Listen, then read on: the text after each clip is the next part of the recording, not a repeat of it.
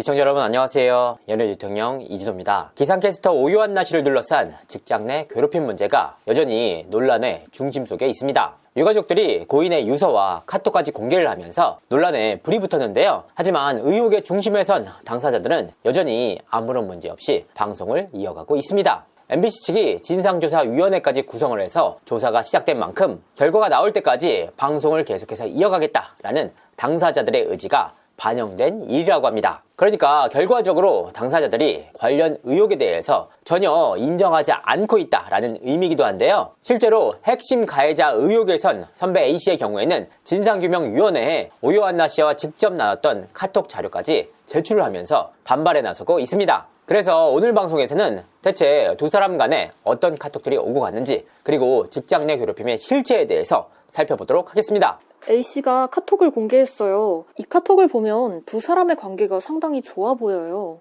엑스포츠 뉴스를 통해서 A씨가 진상규명위원회에 제출한 카톡을 살펴볼 수가 있는데요. 오유한나 씨는 2021년 5월 MBC 기상캐스터로 입사를 했습니다. 유가족들은 오유한나 씨가 2021년 9월 MBC 뉴스투데이 새벽 방송에 발탁이 되면서 괴롭힘이 시작됐다라고 주장하기도 했는데요. 그러니까 전임자를 밀어내고 신입이 주요 시간대를 꿰차면서 문제가 불거졌다라는 의미입니다. 하지만 A씨가 제출한 해당 카톡 등을 보면 2021년 9월 이후에도 두 사람이 상당히 좋은 관계 속에서 카톡을 이어가고 있다는 사실을 파악할 수가 있습니다. 그 내용을 살펴보면 이렇습니다. 안나 고생했다. 중계톤 좋다. 네가 톤이 낮은 게 아니라 긴장해서 더 낮게 들린 것 같다. 시간이 지날수록 더 좋아질 거야. 애인 생겼니? 저녁에 뭐해? 내 스타일이니? 네 스타일이면 소개하려고 한 거지. 2022년 7월 28일 안나야 이쁘다. 배우려고 하는 자세도 너무 고맙고 그런 자세면 너가 탑이 될 거야. 상처받고 지치지 말고 같이 조금씩 해보자. 잘하고 있어. 힘내. 오유한나 선배님께 위로뿐 아니라 정말 많은 것을 배우고 있다고 느껴요.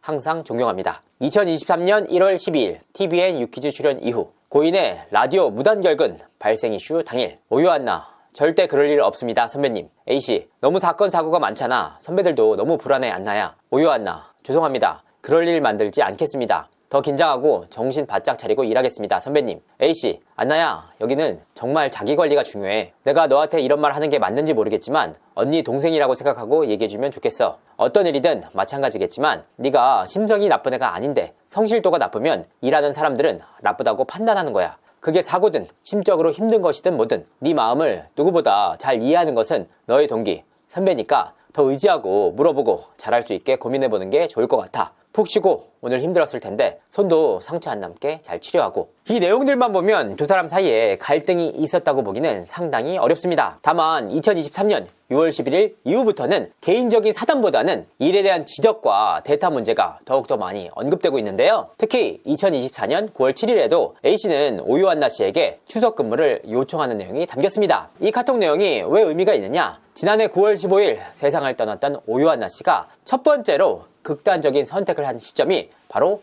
9월 6일이었습니다. 그러니까 극단적인 선택을 한 다음날 오유한나 씨는 A씨로부터 이와 같은 대타 요청을 받게 되는데요. 오유한나 씨 역시 본인이 극단적인 선택을 한 그 다음날이었지만 더 맡겨주셔도 된다. 저는 진짜 대기조다. 집이 1분 거리니까 다 이야기해달라 라는 말이 담겼습니다. 그만큼 오유한나 씨가 직장 생활 내에서 적응을 하기 위해서 노력을 했다는 증거이기도 합니다. 유가족들은 현재 어떤 입장인가요? 지난달 27일 첫 번째 공론화 이후 외삼촌과 오유한나 씨의 어머니가 적극적으로 자료를 공개하는 한편 인터뷰에까지 나선 바가 있는데요. 그만큼 고인의 억울한 부분을 밝히기 위해서 최선을 다했습니다. 다만 지난 5일을 기점으로 유가족들이 적극적인 인터뷰나 자료 공개 등은 자제하고 있는 상황인데요. 확인을 해보니까 MBC 측이 유가족들을 직접 찾아와서 관련 사안에 대해서 이야기를 나눴다고 합니다. 유가족들 입장에서는 MBC에 대한 신뢰도가 여전히 낮은 상황이지만 그래도 직접 찾아와서 이야기를 나눈 만큼 관련한 보도는 잠시나마 멈추고 지켜보겠다는 입장입니다. 사실 지금까지 공개된 카톡 자료와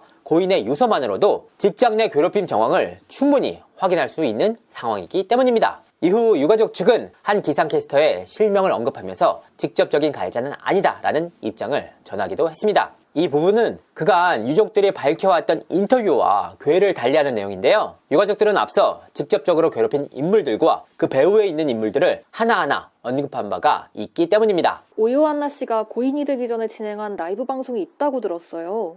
직장 내 괴롭힘 문제, 사실 객관적인 자료가 없이는 명확하게 그 진상을 밝히기 어려운 문제입니다. 앞서 공개된 카톡처럼 상대방은 직장 내 선배로서 정당한 조언이었다, 당사자가 불성실했다라는 반박 논리로 나서는 경우가 적지 않기 때문입니다. 다만 오유한나 씨의 경우에는 가족들뿐만 아니라 MBC 관계자 4인에게 본인의 직장 내 피해 사실을 직접적으로 언급하는 내용들이 녹취 자료로 남아있는 한편, 오유한나 씨가 제외된 MBC 기상캐스터 4인의 단톡방 내용 등이 자료로 확보된 상황이기 때문에 사실 입증 자체는 어렵지 않을 전망입니다. 더욱이 직장 내 괴롭힘의 핵심 인물인 A씨와의 추가 녹취가 공개되기도 했는데요. 해당 녹취록에는 내가 예전에는 신입이어서 실드를 쳤는데 지금도 방송을 너무 못한다는 얘기가 나온다. 이렇게 되면 잘리거나 기상팀이 없어지는 것밖에 없다. 이와 같은 질책에 오유한나 씨가 눈물을 보이자 눈물을 가릴 생각도 없고 상대방이 어떻게 받아들일지에 대한 고민도 안 하냐? 선배한테 그게 할 태도냐? 너가 여기서 제일 잘났냐? 태도가 뭐가 문제냐고 물어보면 너의 태도부터가 지금 아니지 않냐? 내가 내 아랫사람이냐? 위아래 없다 라고 다그치는 내용까지 담겼습니다. 사실 이 녹취 내용만을 두고 볼 때 직장 선배의 정당한 훈계인지 아니면 직장 내 괴롭힘인지를 명확하게 판단하기는 어렵습니다. 다만 이 녹취의 시점 자체가 고인이 새벽 방송 이후 퇴근한 뒤에 해당 선배가 다시 오유한나 씨를 불러서 훈계를 했다는 점에서 직장 내 괴롭힘 가능성이 무척이나 높은 상황인데요. 이 내용들뿐만 아니라 그간 공개된 카톡들과 기상캐스터 4인이 함께 나눴던 이야기 등을 종합적으로 고려해 볼 때 직장 내 괴롭힘 자체는 충분히 입증 가능하다는 분석이 나오고 있습니다. 직장 내 괴롭힘에 관한 자료들이 계속해서 나오고 있는데 어떤 내용들인가요? 네, 그렇습니다. 오유한나 씨가 사망하기 약 20여일 전인 8월 22일 오유한나 씨는 인스타 라이브 방송을 진행한 바가 있는데요. 이날 PC방을 찾은 오유한나 씨의 안색은 상당히 어두웠습니다. 이에 지인들은 울었느냐라고 물었는데요. 오유한나 씨는 울지 않았다 라고 답을 하면서 일하러 왔다. 내가 광주 사람이지 않느냐. 그래서 내가 직접 겪고 먹었던 곳을 부탁하셔서 하고 있다. 지금 일하고 있어요. 아우 하기 싫어. 컨디션이 안 좋다. 심신미약 상태다. 라는 발언을 하기도 했습니다. 그러니까 누군가의 부탁으로 퇴근 이후에 PC방을 찾아서 광주 맛집 리스트를 정리하고 있었다라는 의미인데요. 저희 오빠가 공깃밥 3그릇 먹던 곳이에요. 웨이팅이 심하긴 한데 회전율이 높아 금방 빠져요. 엄마가 저 낳기 전부터 갔던 곳입니다. 광주 내려가면 반드시 콩물국수 먹으러 가는 곳이에요. 등의 개인적인 경험을 토대로 맛집을 소개하는 내용까지 담겼습니다. 최근 논란 이후 일각에서는 이 맛집 리스트 정리조차 괴롭힘을 가한 선배 가운데 일부가 시킨 것이 아니냐라는 의혹이 일기도 했는데요. 취재 결과 이 부분은 사실이 아니었습니다. 괴롭힘 당사자들과 관련이 없는 사안이자 일정이었다고 합니다. 다만 오유한나 씨의 당시 라이브를 통해서 3가지 사실을 확인할 수가 있었는데요. 먼저 첫 번째로는 오유한나 씨가 가족들에 대한 사랑이 남달랐다는 겁니다. 오유한나 씨는 맛집 설명 과정에서 어머니가 저 낳기 전부터 갔던 곳, 오빠가 공깃밥을 100그릇이나 먹는 곳이라고 표현했습니다. 두 번째는 오유한나 씨의 발언을 통해서 오유한나 씨가 어떤 심경이었는지를 엿볼 수가 있습니다. 오유한나 씨는 스스로 컨디션이 안 좋다, 심신미약 상태다라는 말을 하기도 했는데요. 이 방송을 지켜본 지인들이 울었느냐라고 되물을 정도였습니다. 세 번째는 본인의 일에 관한 열정이었는데요. 퇴근 이후 본인이 맡은 일을 수행하기 위해서 PC방까지 찾아서 정리에 나설 정도였습니다. 하지만 오유한나 씨의 수입은 많지 않았던 것으로 보이는데요. 2022년 오유한나 씨가 MBC로부터 1년 동안 받았던 급여 소득은 1,600만 원에 불과했습니다. 이로 인해서 트레이너, 코치, 설거지 알바 등을 할 정도로 빠듯한 삶을 살았던 것으로 보입니다. 빠듯한 현실 속에 더해진 직장 내 괴롭힘 의혹.